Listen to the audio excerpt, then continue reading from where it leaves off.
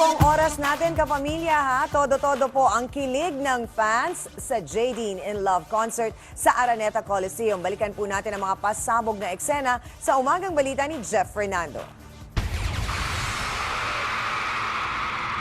Matinding sigawan ang isinalubong ng Jadeen fans sa kanilang mga idolong sina James Reid at Nadine Lustre paglabas nila sa stage para sa opening number para sa kanilang Jadeen in Love concert na naganap noong Sabado sa Araneta Coliseum.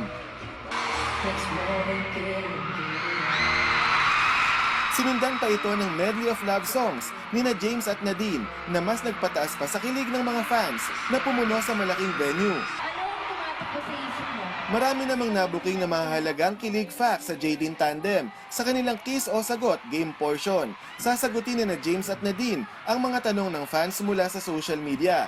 Kapag di nila ito nasagot o hindi nila kayang sagutin, hahalikan nila ang isa't isa.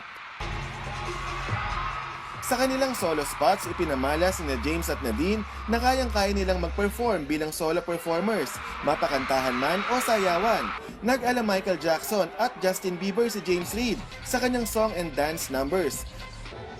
Samantalang si Nadine, nag-ala J-Lo sa song and dance number niyang ito.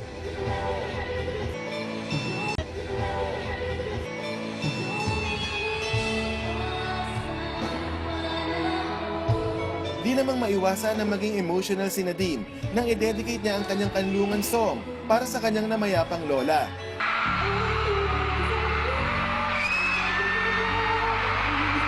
At ang highlight ng Jadeen in Love concert, ang pagkanta ni Kyla ng on labas nina James at Nadine sa magkabilang dulo ng venue na parang ikakasal. At pagdating nila sa stage, ang di inaasahan ng lahat, ang pagsabi ng I love you ni James kay Nadine na sinundan ng yakapan. I love you. Ito rin ang palabas na mapapanood sa kanilang world tour na sisimula na rin ngayong Pebrero. Jeff Fernando, ABS-CBN News.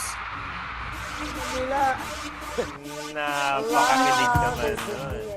Samantala mga kapamilya, halina ang kumanta at sumayaw ngayong Monday morning kasama ang